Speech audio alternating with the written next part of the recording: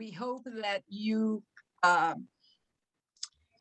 like what we are doing and that you can participate in the future as volunteers, all the persons that are here that are not volunteers at this point. I want to thank every single person that has participated as a judge, as an organizer, as a promoter, as a counselor, in any way or fashion in our activities.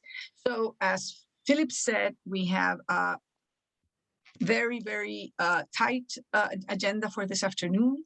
And we are very happy to begin this afternoon summit. We don't want to be good, we want to be great. And in that sense, I think that we need an explanation from Philip about the Hedgehog concept so that we can understand that statement. Thank you very much, Ana Maria. We really did at the same time. We must say that when I rejoined, I was one of the very first members of English Speaking Union back in Richard's early years. I went for the very first inauguration at the ambassador's residence in 2006, and I was immensely proud. And I have seen the incredible efforts of the chair people over the years. Obviously, Richard originally, Veronica Stronach, Anna Mackenzie, the Snoof family, and so many others, but not just the chairman, the committees that have joined them, the volunteers. We've had up to 50, 60 volunteers at different stages. The sponsors we've had, Books and Bits, the ICBC, Oxford University Press, Mind Builders, GLED, so many others over the years, which have been fantastic support for us. So it was quite a challenge when we came in March this year to see what we were going to do. And we were faced with the challenge of obviously virtual. We'd already had an amazing experience with the poetry competition, fortunately, but we didn't know how the public speaking competition was going to go, and it was the most incredible success. Lynnann will be speaking to you about that shortly, but here, I'd just like you to meet the team very briefly. You'll be meeting them during the rest of the time. These are the people that have been doing the hard work all the time. Apart from the people that you will be meeting today, Colin, Lynnann, Jacinda, and Maria you've met already, there are two very important people behind the scenes, which is Hannah, our community manager at the moment, just standing in for in the meantime, and Jose Miguel, who is actually helping us in the background today with all our IT needs. This has been particularly important for the development of the new app, which Lynnann will be talking about shortly. And of course, vitally important has been Ignacio Garcia, our legal advisor. Okay, if we can go to this next slide, please, Jose. We can gloss over the first one. It just tells me very briefly about my background. We're not interested in that. I'm interested in talking about the Hedgehog Concept. I don't know whether anybody has heard of Jim Collins, but he wrote a book originally called Built to Last, which was a study over 10 or 15 years of why do companies, organizations last a long time and why do others disappear. And he really wrote Good to Great as a prequel to this book. And what he discovered over this, this 15-year study is that the companies that really lasted the longest and were the most successful, not just in financial terms, but in terms of the impact they had and their image, were what he called following the hedgehog concept. Now, can anybody here think of what if you put a hedgehog and a fox together, who do you think would win a competition? The agile, fast, cunning fox? Yes, no? Anna Maria, you're shaking your head. What about? No, I think the hedgehog. Okay, why? It has good protection. Okay, well that's right. The famous fox, sly fox, has an incredible intelligence and is remarkably resourceful, etc. And he can do all sorts of things well. He can be very good. But there is one animal that can do something better than any other animal in the world. And do you know what that is? To curl up in a little ball and have spikes coming out of him all over the place. And he does that well. Anyway, good old Jim Collins came up with this concept of the best companies are those companies that discover what they can be best at, that can discover what the people involved in the company itself and in the community are deeply passionate about. And of course, most important is how can we get this to drive our resource engine? What resources do we need and how do we manage to power these up? So at the beginning of this summit, in which we are going on a little journey to first define our future, define what it is we want to be improving, if you like. What are we doing, first of all, best? What are we being passionate about? And what is it that allows us to finance that? Colin will be talking about this a little bit later. So we would like to move in at this stage. If you could go to the next slide, please, Jose. And we're going to do a little experiment using a Mentimeter. Do you know what a Mentimeter is? Okay, well, I imagine a lot of your teachers have used the Mentimeter. But what we're going to use as a stimulus to this Mentimeter, we are going to show a video of Richard Collingwood-Selby, which I filmed together with our media experts from CR Studios, Tanya Chapman, about what was one of the most impressive, significant moments over his time in the English-speaking Union.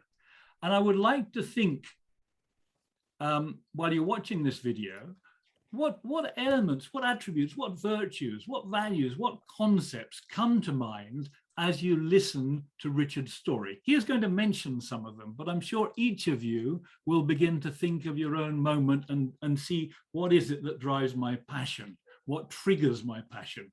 You can go where you want, but when we put the Mentimeter up, please, I would like everybody to write at least 3 words. So we've had this trial, we've found some very interesting words, which I think some of them would be useful to include in our values when we come to revisit those values later. But let's go back and try this exercise in a little breakout session.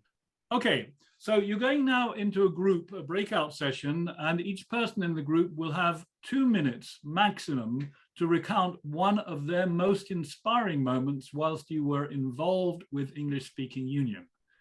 Those of you that have never been in English-speaking Union before, you can think of a highly significant moment as an educator or as a student, but something that really went, wow, this is great.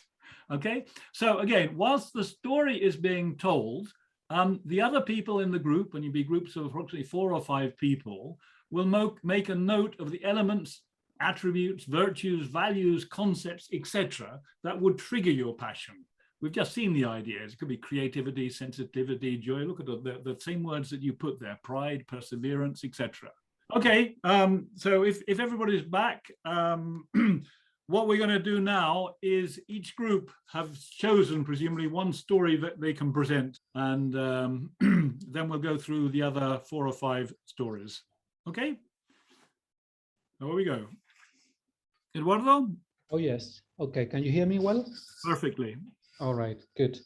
Well, my story is the following. When I came to work in Santiago, I'm not from Santiago originally. When I first came here in 1895, I worked in Cumbre School, teaching children of different ages. I left school in 2005 to work somewhere else permanently. And soon after that, I participated in a public speaking competition, which was held at Universidad de los Andes. And I participated as a judge. And I was very surprised because there I met some of my former students from Cumbre School, whom I had taught before, participating in the competition. And I was very happily surprised and struck by their performance, which I very gladly saw, and I felt very proud because I thought, or I felt that part of what they were doing there reflected in a way the job I did when I was their teacher. That's my story. Absolutely, thank you. Should we give them a round of applause? Well done. Thank you. We've got silent claps from everyone there, Eduardo. We've all got mutes on. Second group, did the multimeter, I can't see the multimeter for some reason, but is it up there? Yes, it's working, Philip. Good, perfect. Working in real time. Yeah, super. Okay, so next story, another group. Who offers? Ciaran, you look interested. Well, thank you very much. I'll throw my hat in. I'm coming from perspective of the Grange School, where we have participants at the ESU poetry competition every year. And I suppose we all had a common experience doing that. Both Marcella Lafragata, who hosts it usually pre-pandemic at St. George's, and we commended St. George's on their consistency with great biscuits every year for the teachers. And then we talked about kind of the process of, selecting the student to represent the school, and kind of the close bond that you get and the preparation with the students of, practicing their speech practicing their poem over and over again, that great skill of oration. And I think Jacinda pointed out that, it's not just a love of poetry that we're fostering, but hearing poems out loud is really, really important for the students as well, because she kind of highlighted that poetry is supposed to be heard. And I think that was a great point.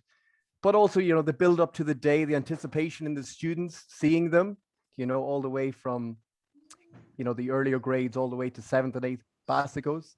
And then, on the day, the kind of anticipation, the kind of nervous energy of the students is really quite magical. And then, of course, them trying to pluck up or muster up the courage to kind of perform and kind of showcase their English level, I think is really, really something special. And I think we all kind of discussed that. So that's our little story that we came up with. I hope that's okay. Okay, what group was that? Do you know your number? That was Jacinda's Foster's group. Yes. Okay. And Anna Brown. Anna Brown. Oh, sorry. That's okay. Yeah, Jacinda I was five. Okay. Do we have somebody else want to offer their story? Group three. Pedro, Okay. let's hear it. That will be me, I guess. So back in 2010, I was a sponsor for the poll debate at Universidad de los Andes. And I recall very vividly hearing somebody doing the final presentation, and a small earthquake started, like a big one, Back then I was pretty new here in Chile, and I was really surprised that this girl just kept talking like nothing was really happening. So I thought to myself, this is really going the extra mile. So I was really impressed what happened during the final. I can't really recall the theme of the final, but I do remember being in the middle of an earthquake and this girl just kept talking. So it was quite a new experience for me here in Chile, I have to say. Super, thank you very much. Do you have time for one more, Jose? Well, I mean, hopefully we can have them all. Who else would like to offer? Group number 6, Philip, we have Rick. Rick, wonderful, Rick. Nice that you could make it. Let's hear you. This was something not so much with the union as much as something we were doing with a foundation which started about 10 years ago in the south of Chile. We were working with underprivileged kids in public schools in the 9th and 10th region. And one of the programs we had was connecting students, teachers, in particular with the joy of learning, with abilities for learning, trying to get them turned back onto that. These are kids that had tremendous dropout rates. More than 60% of them never finished high school. anyway, we did a summer program where it started as a camp with the teachers, then with the kids, and eventually the parents were brought in, so the whole learning committee was put in. And according to the indicators we had, it worked well. Kids continued in school. There was a lot of enthusiasm, and we kept going basically. And truth be told, I'd sort of forgotten about it for a few years. And recently I was wandering around Santiago and I started hearing this Don Ricardo. And in my mind, I said, there must be another Ricardo around here.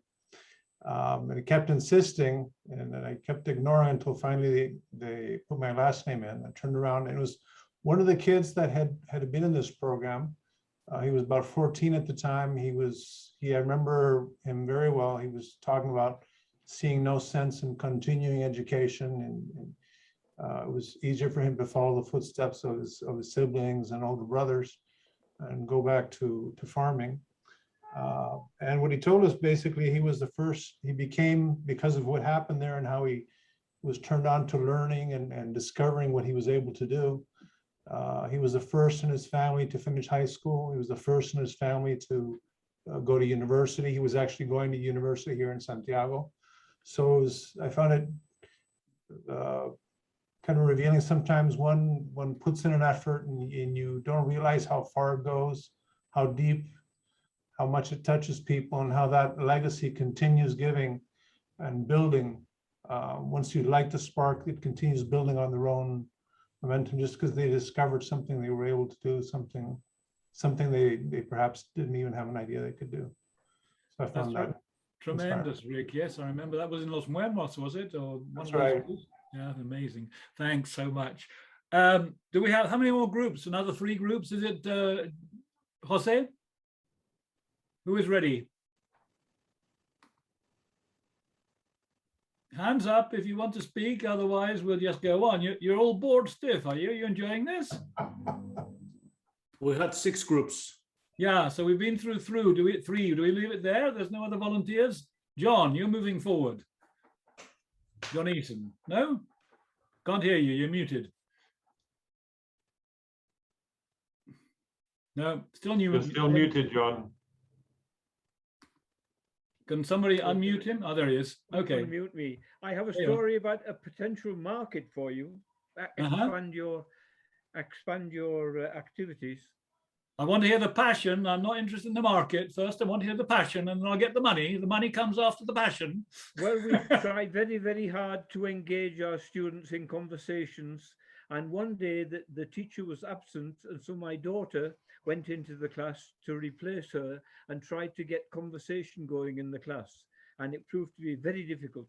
And finally, she said, look, I want you to describe an orange. And there was dead silence again. And she said, look, let's make it a bit interesting. A Martian comes down onto the school field and he's heard this talk and he wants to know what an orange is. Describe an orange to the Martian. And one little boy put his hand up and said, Miss, there's a problem. And she said, what is it? And he said, does the Martian speak English? I gave him a 7 for ingenuity. I thought that was very good. Good, quite rightly so. Thank you for that. That's a true story, surely. It's a true story, yes. Amazing. Okay, that's 4. We need 2 more. Genevieve, do you have one? Or are you in one of the other groups? Yes, I was with Rick in his group. Sorry, you were in a group that's spoken. Somebody else? Yes. Okay. Tom, do you have somebody from your group? Hands up who hasn't spoken yet. That was Pedro. Ah, okay. Ana Maria, what about Ana Maria? She told us a beautiful story. Ah, you're entitled to speak, yes. Ana Maria, please. Okay. Well, I was telling them that I'm a debate coach since 2007. And at some point, one of the girls that was picked among the group in a tryout was a very, very tall girl that stooped all the time, that never looked at anyone's eyes, that didn't speak much. If she was spoken to, she would go all red in the face. And she had lots of relationship problems. Like she couldn't really talk to people. And I never knew why she applied to the debate team, but we took her. And it took us a lot of time to develop her skills. And she became a pretty good debater by the time she was in 11th grade. She had come in 8th or 9th. And when she graduated, her mother brought me a very nice silver bracelet. And she said that everything that her daughter was by the time she left school had to do with debate and with how I encouraged her and gave her confidence. And throughout the years, she graduated probably in 2012 or so.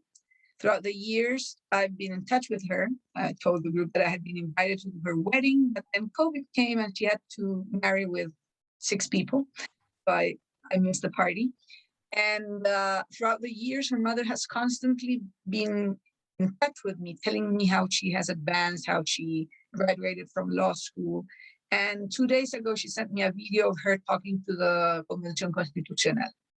And she's always grateful, and she always tells me that everything is due to me. I think it's a bit too much, but it's nice. Amazing. Super. Thank you so much. Quite a lot, eh? Proud, joy, anticipation, fulfilled, inspiration, self-confidence, extra mile. We're going to put this, we're going to save this, and we're going to be using these words for subsequent exercises.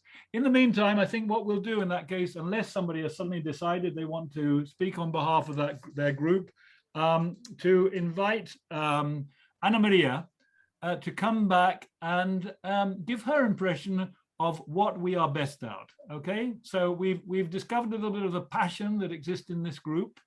And Ana Maria, can you take us on your little trip? So on Saturday 20-something, we met at the ambassador's residence. The ambassador was very kind. She was very enthusiastic at the award ceremony, like giving the awards to the 4 students. I think that the fact that we could do it in the residence gave it a special, something special. It was a special environment. It's so elegant. It's so nice. It's so British, with photographs of Her Majesty the Queen and nice paintings, etc. So I think that for the students, it was very meaningful. We had the winner give her public speech, which was amazing. This is a girl that we'll probably be seeing in the future in Chilean films or TV. She wants to be an actress. And like she's naturally acting all the time. She's very outgoing. And really her speech was amazing. And then we had, as I mentioned before, like 4 hours, I think it was, of a very good workshop done by Jane Chambers, in which she continued developing their speaking skills and their oracy. And some of us stayed there. Lynnann was there, Jacinda was there, and I was there. And it was an amazing experience. It was very useful for me as a debate teacher. I took lots of notes. And I wasn't there at the end, so Lynnann can tell us about the end and her feelings. I would just like to give that as an example as of the way that. Sorry, Jonathan, you have your hand up. Did you want to speak? Yeah, I'd just like to mention a couple of things which I talked to in our group with Colin and John earlier. Why is the ambassador so turned on to ESU? And I say that not with reserve, because she declared her hand at the event. And I think it's very important. She had the good fortune, or we have the good fortune, that her brother won an award, a prize, to go to Rhode Island for a year to study in the States as an ESU prize. So she has been aware of ESU and probably jealous about her brother, her sibling, getting a prize. And so I think it's important that we share that these things carry through. And we heard that story just now from Eduardo, I think it was, or was it from Rick? Sorry. But these things are, and we heard it from your story on the tall lady who now is delivering to the Constituyente. This, what we do, has so many.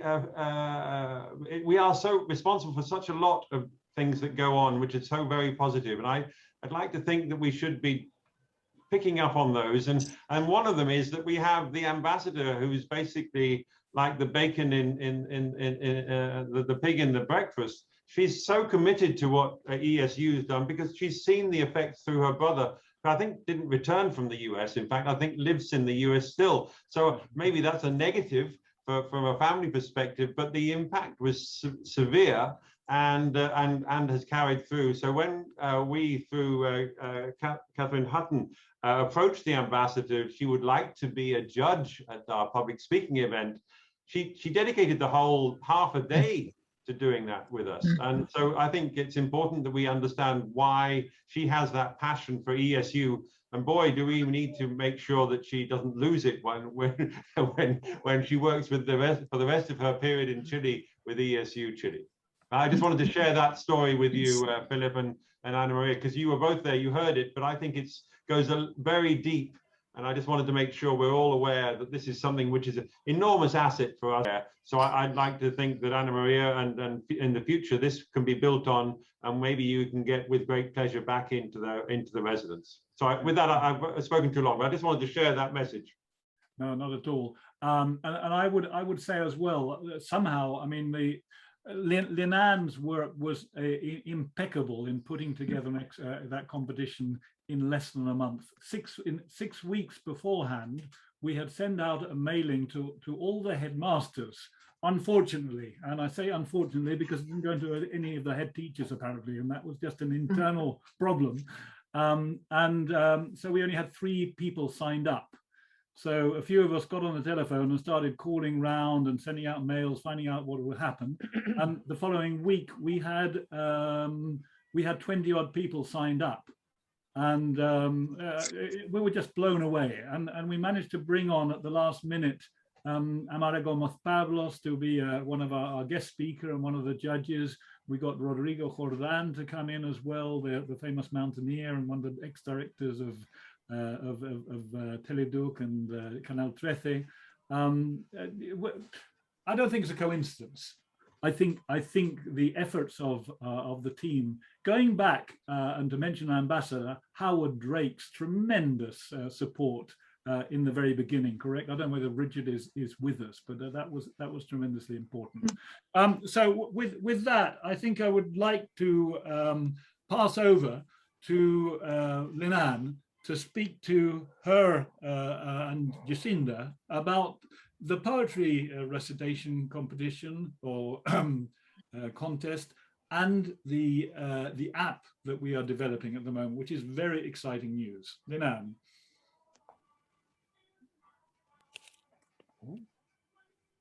Okay. First of all, I would also like to say in response to the public speaking event, we had the student that took 3rd place spoke about being involved in the Model United Nations, and because he was involved in the Model United Nations, he had the opportunity to see the conference in New York itself. It's red, the only thing I drink. Can you put your mics on mute, please? Yeah. He was in New York and saw the session and felt like he was inspired and wanted to do that sort of thing, and came back and prepared his speech for public speaking. And I think what we do best is give them opportunity. We give students opportunity. Certainly students that are not native English speakers, opportunities to express themselves in English. And amidst all of the problems we've had with the pandemic, we've been able to share with the students with the public speaking as well as the younger students. We have the poetry competition. And at first, people thought, oh, I don't know how we're going to be able to do something virtual. It's just not going to work. At that point, people were trying to figure out their classrooms and the Zoom and all of the different things. And I said, no, I think we can get this to work. And we offered it and found out that we had the opportunity to have a lot of students that normally wouldn't be part of the activity because it was very difficult for their school to travel into the city or give release time with a teacher to escort them. These are schools that are in the Santiago area that didn't necessarily participate, as well as schools that were on the beach in Viña in the south. We had students from schools all over the country because it was all virtual. Mm. So I think that what I'm supposed to do during this time is give you an opportunity to see that we have been doing things. Despite the fact that we've dealt with the pandemic, we've been able to do activities with quite a few schools, quite a few students, quite a few teachers. We recently put together a poetry workshop for our teachers, and I will take you through something that took us an hour and a half to go in more detail, but just to give you an overview of the kind of things that we have been doing to let you know ESU has been very active. So we've sent out the handbook for the poetry recitation. This will be the second time that it's virtual. The people involved know that they will be able to get their school involved in the next month or so. They can be working with their students in the classroom so they can decide by the end of September if they want to participate. Just to let you know that we've informed the teachers to fill out an MP4 format video, and our first time that was very difficult for a lot of them, but they've got the routine. The students know how to figure these things out and send them in so they can participate. Once they send their videos in, then all of the videos that are available, the schools could all watch and see what everybody else sent in. We invited then who the top candidates will be for the semifinals and finals, but all of those are available for all the teachers to see, all of the schools, all of the coaches. The students can see other people in their grade level or other grade levels and be inspired by what they did or feel like theirs was just as good, that they had done well. They could be proud of themselves for what they accomplished. So within the workshop, we based this information on the same 3 things that we did previously last year. And all of those things are available on our webpage for ESU. The video, as well as the lesson plans that were prepared by Jen Ha last year, apply to not only any poem, any year, but any public speaking activity, really. These are loaded with information, and I encourage the teachers that attended to share with their colleagues to open up the lesson plans and see how many things are there, because we took those activities and this year we applied it toward making a badge. This seems to be the kind of thing that everybody wants to do these days, some sort of badge activity. I encourage the teachers to, on their bulletin boards, do something like this. Eventually, we're hoping to have this in our new app that we're doing with ESU, where every time you finish one of the activities, then you will have one of the world globes light up so you can work through the tasks. And this can be done either by the students or it can be done by the teachers. We focus specifically on poetry because that's the activity we're doing now, but we want to have activities that go along with our spelling bee event, things that go along with our public speaking that we just finished. We want to do things that go along with our debate, any kind of dialogues, any kind of things that special events, if we do something with teacher oracy, we want to do this kind of activities so that we can get people involved, not just in the event, but the steps to participate in the event. So on the web page, all of this information is available. If the teachers want to do each of these activities with their students, or if there's individuals in their classroom that specifically they encourage them to put it together and they will sponsor them, and maybe somebody will coach them before they send their things off. Now, typically what happens in our competition is these first 5 steps. People look at the guidelines in the handbook, they look at all their choices, they decide which one they're going to read aloud, they practice it with another student or family members, and then they kind of send it off. So really the things for level 1 badge are pretty much what anybody does. I included here like an online free game that you can call up for your students that's just a drop-down rhyming game, but those kinds of things, just if everybody went through and at least read one of the poems, then let them have some time to play a fun interactive game. Then, if you want to, go on to the next level. Now, level 2, and all of these things, again, are in the web page to call up. These are 2 poems from this year's competition, one from the 4th grade and one from the 6th grade. After they've read it, they're encouraged to look at the punctuation, the lines, the rhythm, finding keywords in dictionary.com or thesaurus so that they can hear it pronounced properly. And with the students, if they copy their poem in their notebook in their own hand, or you give them a printout, just have them highlight or circle the punctuation or the key words that are new to them. And if they do just that and record the poem again, they'll see their own improvement. So we're encouraging the teachers to do just simple things or additional things, because you can have a student practice saying this with no punctuation and then just stopping at each line, and they will hear inflection and change in their voice just by doing that alone.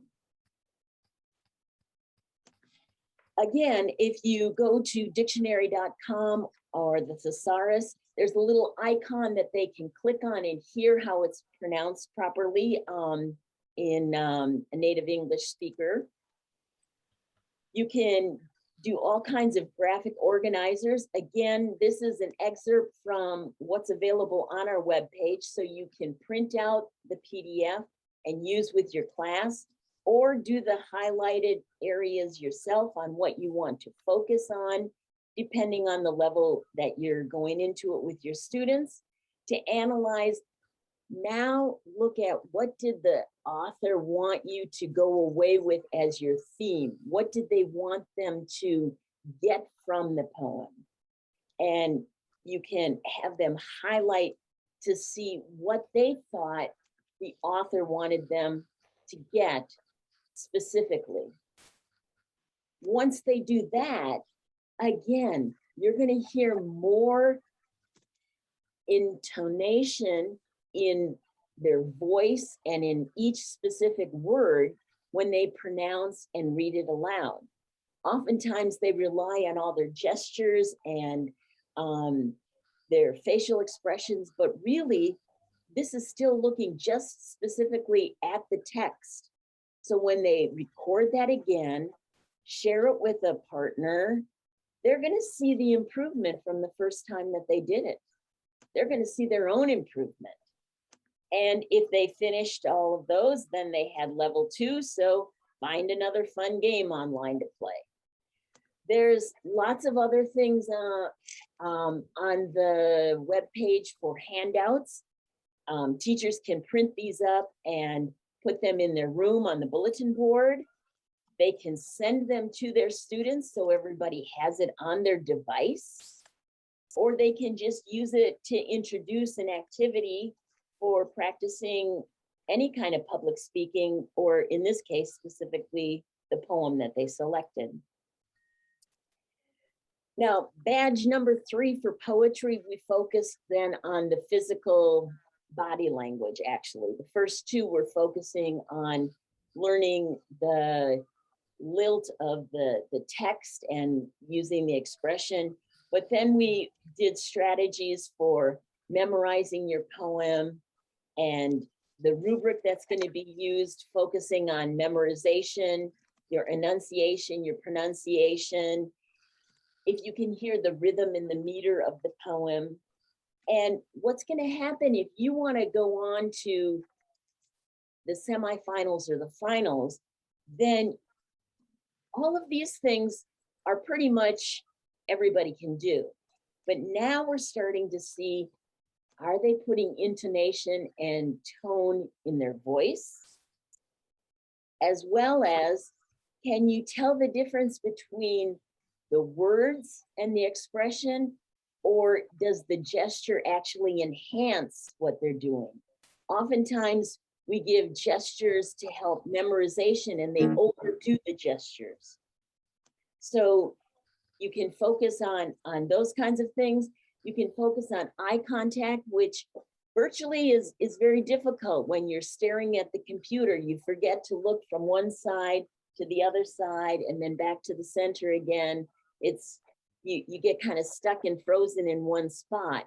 So you can work with eye contact, or if they're comfortable with their body, that they're not doing nervous active with their hands or swaying back and forth. They can see those kinds of things.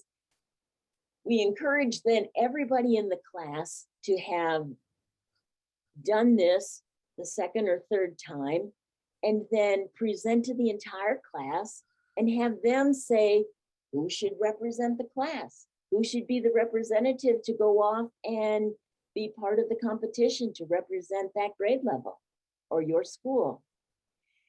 The idea being, again, that then the teachers are involving everybody, not just who already happens to be a good public speaker, even in Spanish or any language, let alone in English. So we have, again, lots of handouts for the teachers for self-evaluation, for the students to evaluate each other. These can be downloaded as a PDF. Things that help specifically with keywords for tone. Oops, went too fast. Keyword sentences to keep it positive so that students have a good idea of how to compliment the person or their partner, because sometimes they're at a loss for that. So the teachers can choose a key sentence for them to use, or they can just hand out all of these and let people choose which sentence they want to use when they give their feedback, keeping it positive, what they did well as opposed to the negative. Again, all of this is on our webpage as a PDF. So our idea is we want the teachers to know that it's out there. Even if they don't use it specifically for this public competition, they can use it for other things. And if they did all of those, then they prepare to send off who's gonna represent their classroom or their school, and then let them play another fun game that's a freebie on the web. And that way they can see all of the specifics. All of these details are in the handbook if they want to compete. We had 2 different workshops and we were very well received. Of the teachers that came, we had 20 teachers that that was the first time that they came. They didn't do it last year. There was only one teacher that said they had actually come previously, and it wasn't even last year, it was a couple of years ago. So on one of our workshops, we had 25 people, and all of them were new to doing it virtually, and they hadn't done the poetry competition before at all. So I think that we are doing a lot of things, and we're doing a lot of very inspiring things. There's a lot of examples of speakers that when they were younger overcame speech impediments and problems and went on to be famous in their own right, or later on in their careers. And I think we have to encourage those students that at the 3rd grade, 4th grade, 5th grade level, even in the middle school, at some point, all of the people that went on to be great communicators in their jobs were in their same situation. They didn't maybe have the confidence. All they needed was the opportunity. Like I was saying with our boy Mario, he was very quiet and reserved, and he didn't think he was that good of a speaker, but he decided he wanted to do it, and he found out he was a lot better at it than he realized. So in order to do this, since we've been soliciting for this, we've got a lot of schools, and we're going to need some judges. So anybody here from your school that would like to be a judge, we will be doing training online. It's very easy to judge this competition because round 1, you can do in the comforts of your own home. We will send the videos to you to view. We will send the rubric to you to type in online, and you send it back to us. And we have 2 or 3 people view each one of the participants. So from that, we can get our short list of who goes on to the semifinals and the finals. And if you want to be a judge in the semifinals, in the morning, the first hour or so will be the semifinals, and then we'll go on to the final round. So you don't even have to be there all morning. Again, it's virtual, so you can do it from home or school or your office. We have the 3rd, 4th, and 5th grade will be Thursday, the 21st of October. And the competition for the 6th, 7th, and 8th graders will be on Friday, the 22nd. So if you're interested in that, we would like to hear from you. Jacinda, who's in charge of our young learners, has lots of things that she is interested in doing, not just the poetry, but many other ideas that is brewing. So Jacinda, I turn it over to you.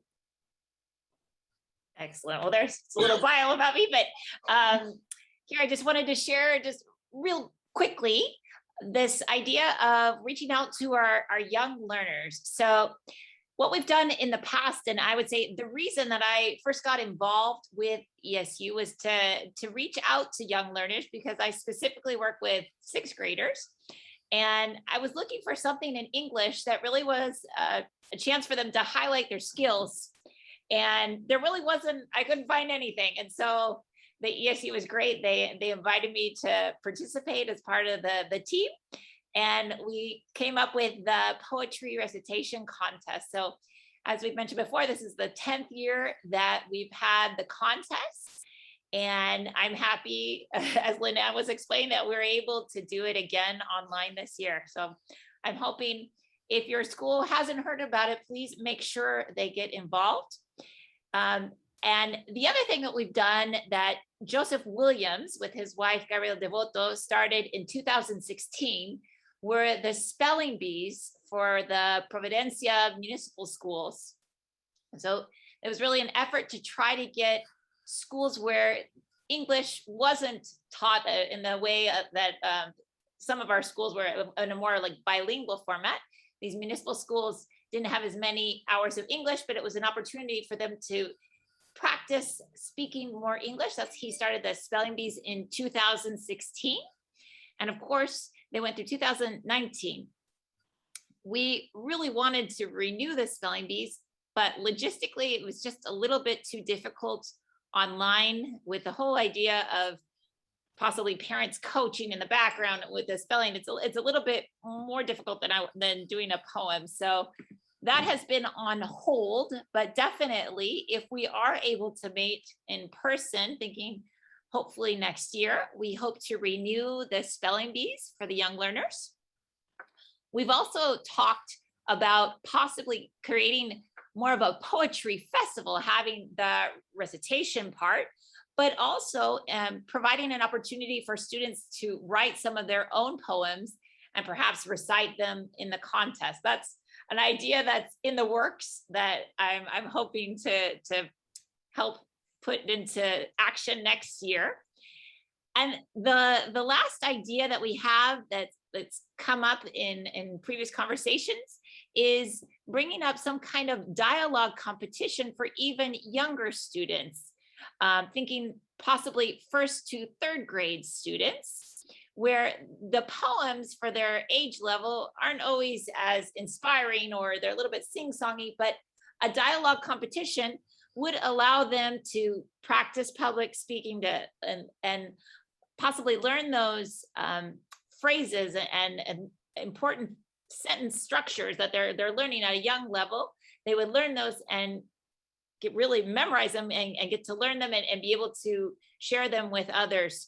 And that competition specifically could be shared with bilingual schools or schools maybe where English, they don't have as many English hours. I think this is a competition that we could reach out to other schools as well. So those are some ideas in the works. I know Philip is going to go talking about this more in the future, but I just wanted to share some of the ideas that we have for young learners thinking ahead. Thank you very much indeed, Jacinda and Lynnann. So basically, what you're going to do in this session, and you go back to the same groups, so please let's just focus on the task.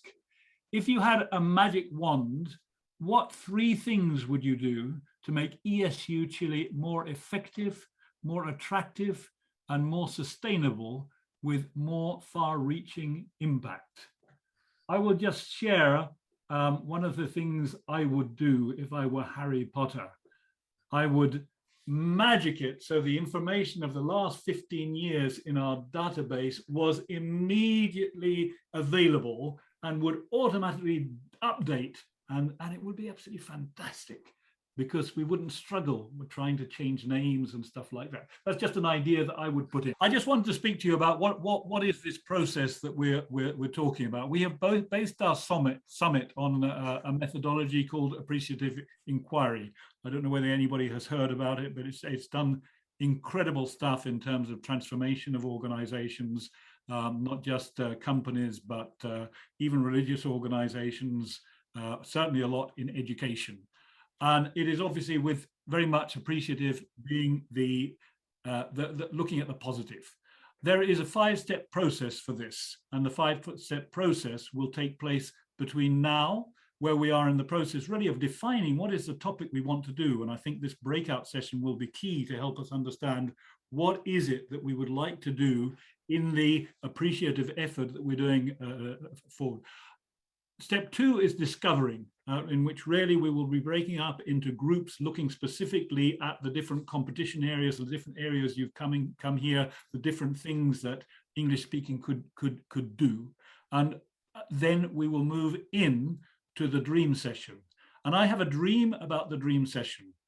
Normally an appreciative inquiry process takes place over 3 days and with the whole organization. So that would involve all your school members, all your teachers, all the Ministry of Education, etc. We obviously can't do that in virtual context. That's why we've divided up into 5 different stages. But I would love stage 3 be to dream together in the ambassador's garden. And really there decide what is it exactly that we could do following from the ideas we've just done. And at the same time, what we should be doing in the discover phase is to discover precisely who wants to join us in facilitating this process. We're looking for, obviously, volunteers to judge, to raise funds, to help us get on the market, to carry on with our day-to-day business. But our vision is to have a total transformation by May, to continue by March next year, to continue with what we're doing so well, but also to reach out to a lot more people, to reach out, as Rick was talking about, the very, I don't know whether underprivileged is the politically correct word at the moment, because we have, but those people that struggle compared with the rest of us, and that don't have the financial resources, don't have the teachers there, to see how the wealth that we have can be shared throughout the whole country. And that is what we would like to be doing as from April. But in the meantime, we have to make our financial engine work to be able to finance all that. So I'm going to pass the... Just a quick one, Philip, just before you... Go ahead. Sorry, I was muted before. Just in general, the process, particularly the discovery and dream stages, are very natural. It's a simple process when it's well prepared, and it's incredibly powerful in how it gets people to connect with what gives life, what brings out the best in each, and then where that can go in the next stage. Well, precisely, Rick. Well, you've taken the words out of my mouth, because I was going to say what I plan on doing, and hopefully in September, if not at the beginning of October, to have a little session with Rick, who's my mentor, my coach in Appreciative Inquiry, with all those teachers, principals, etc., to learn more about the methodology and to be capable of working together to get the very best out of all of us. Which will help ESU, but I think it will also be of a tremendous help to you as individuals and to the schools you're working for. Colin, would you like to take the stage? Yep, thank you. So finally, the poor old treasurer gets a word in. I've been with ESU formally for 6 months, but perhaps informally for 9. And the first and long-lasting impression I get is that an awful lot is done with really very little. And I'd like to start by pointing out that a pandemic year or 2 pandemic years are very different financially and to a normal year. Not so different in terms of the work. The difference financially is, of course, that the revenues have dropped to half what they used to be. And because we do things virtually, a number of expenses we normally incur on we avoid, because basically we don't have to pay for a venue and catering, etc. Can we move to the next slide, please, Forster? Typically, we run 4 major competitions, a few minor ones, and also workshops for teachers. The expenses, I've mentioned what the largest items are, but perhaps the largest of all in a normal year is having to fund trips to the UK for the winners of certain competitions. And we've done this through donations that we've received from generous people and organizations. We couldn't have done that, obviously for the health reasons, but in 2020, with the revenues we had and the revenues we've got this year, that wouldn't have been and is not possible this year. Apart from those expenses, we have 1 full-time person whom we have to pay a salary for. That person works full-time. And every year we have different sorts of development fees. Can we move to the next one to look at some of the development costs? This year we've been developing this Oracy app in India, which will end up costing us around $25,000. This app, when it's ready, can be shared by any other ESU organization around the world. So far, Pakistan and Bangladesh have joined in and are contributing with approximately 40% of the estimate of the investment. And if any other country wants to use it, they're welcome, but we do expect that they may contribute to the funding. And also, we found, as the new committee came on in March, that our website was lacking in interaction and response. And so we're still working on that. We're almost ready. I think we probably have about 2 or 3 weeks to go. And so, of course, that costs a certain amount of money. the challenges. Short-term challenge, I would say, is to recover the funding level of a normal year, which means multiplying what we have today by 2. A considerable number of schools in 2020 just simply did not pay the fees, and the same has happened in 2021. We have had maybe 3 schools call in. 2 of them actually paid late, but they paid for last year and then announced to us that it was impossible for them to continue because the parents, of course, a large proportion of the parents weren't able to pay for the schooling fees of their children. But most of them have just sort of quietly disappeared and said nothing. And I would ask you in the nicest possible way that those of you who are here and represent some of your schools, would you kindly ask your bursar or the management whether your school has paid 2020 and or 2021? And if they have not, would you chivvy them to do so? I have sent out the collection notice to most of them, not all of them, but most of them. And it could be that your school hasn't received it. If so, it's very easy to reach me. It's treasurer@esu.cl. And so I look forward to any news on the subject, because we need to keep this rolling. And of course, if we wish to expand our reach and add on new activities, increased funding will be crucial. And can we move to the last slide, Jose? Medium-term financial challenge is that if we do choose to go down the road of expanding and reaching new schools and adding additional activities, then the need for fundraising and sponsorship appears as crucial for the future growth. And I think, as Philip well said, we will probably go into this in this process of what I call strategic planning. It has another name like inquisitive inquiry or something complicated, which I haven't quite mastered. So in a nutshell, that's very quickly, that's the financial picture. Thank you very much, Colin. I hope you've enjoyed yourself. I hope it's been an interesting, as I say, kickoff. This is not the complete match. This is just a taster of some of the things we want to be doing, some of the things that we need to do, but more than anything, hopefully, the opportunity to start listening to what our community really needs and where we should take it. So I can't see, oh, here we are. Feedback and action. So basically, we are not going to do an evaluation online. We'll be sending out an evaluation form. If any of you are interested in joining any of our committees, please, as a volunteer, as a judge, or even to invent another award or competition, please contact any of us on these mails. I'll be sending this mail out to you tonight.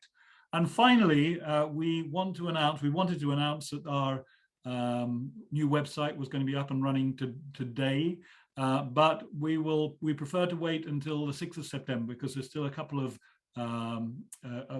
things in the works that we think are important for you to see.